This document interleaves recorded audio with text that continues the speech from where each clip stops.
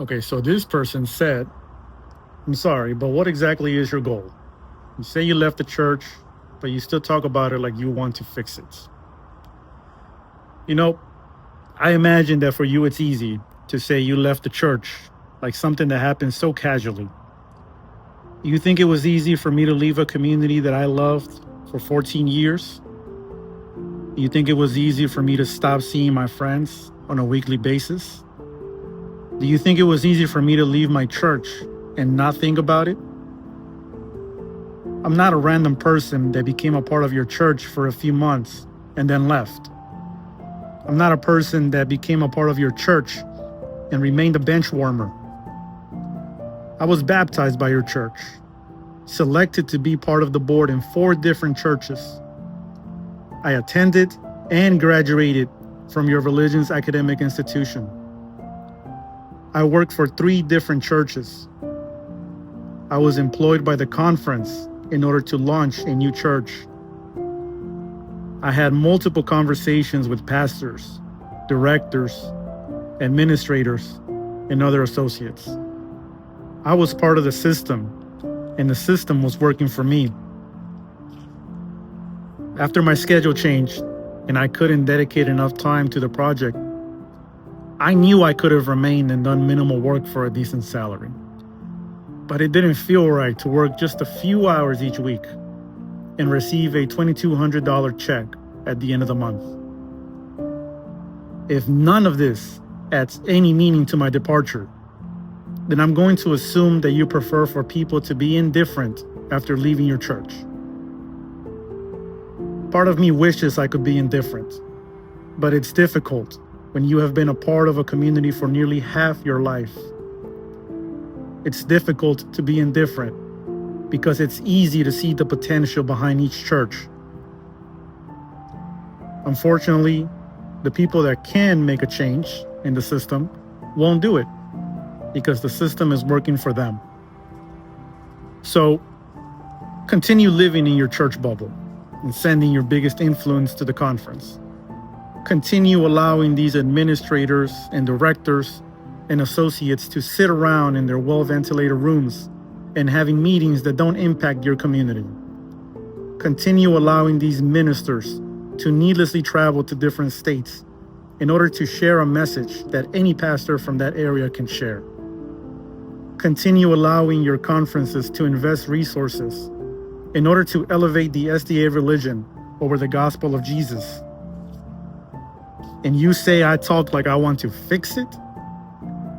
Are you offended at the thought that your religion or church requires fixing or improvement? That's the issue with each religion. You love to affirm how you're better than other denominations, but hate to admit your own mistakes. Do you really believe that your religion is operating efficiently and at its fullest potential? Do you believe your religion is perfect? If not, then why are you so offended as someone is pointing out the flaws in your religious institution? Despite all of this, you did ask one good question. What is my goal? The first video that explained why we left the SDA Church was shared on Facebook and Instagram. On Facebook, I have around 200 friends, and on Instagram, I have around 130 friends. All of them are the same people on both platforms. At most, I was expecting around 200 views on that video.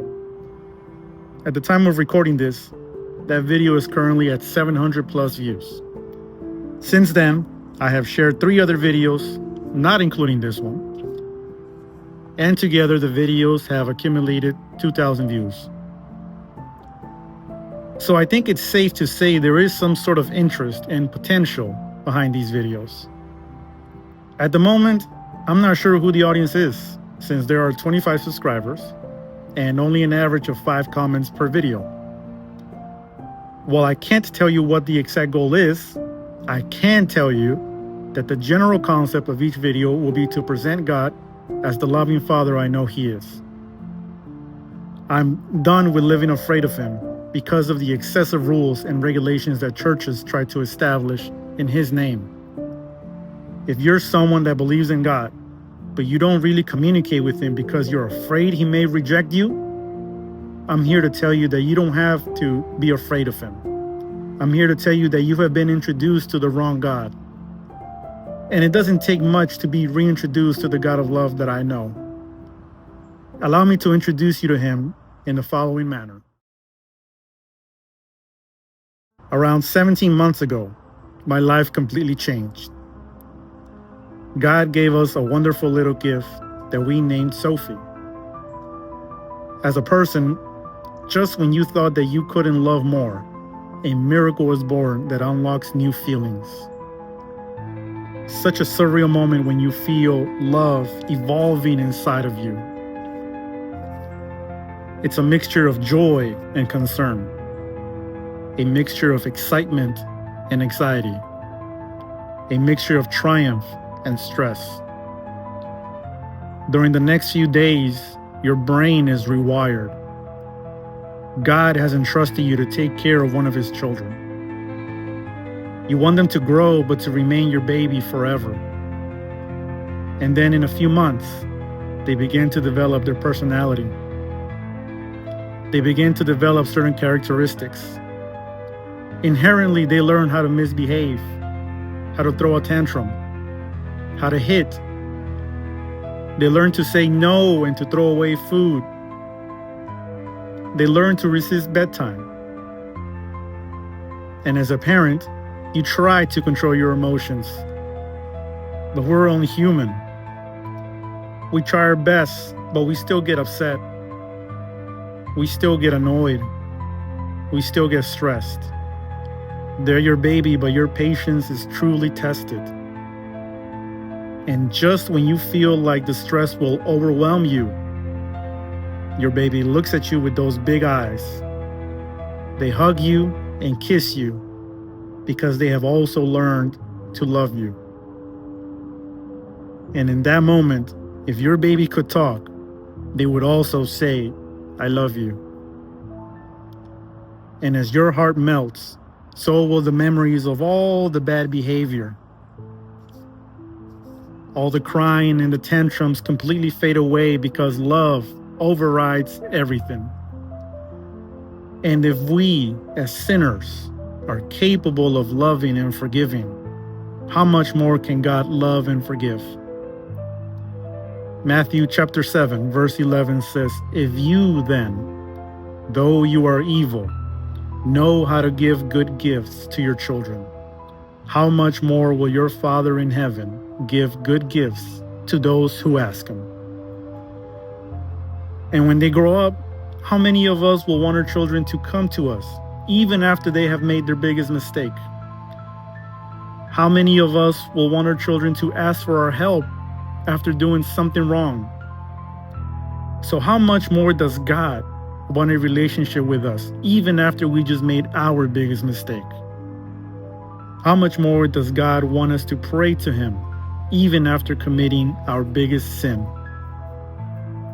1 John 4:8. Whoever does not love does not know God, because God is love. My friends, never think that you're not worthy of God's love. Never think that you're not good enough to be in his presence. God is love, and he loves you. So this is what this channel will attempt to transmit. If you already know God and you're interested in knowing him more, or if you're interested in being reintroduced to the God of love, then I invite you to subscribe to this channel. Thanks for watching.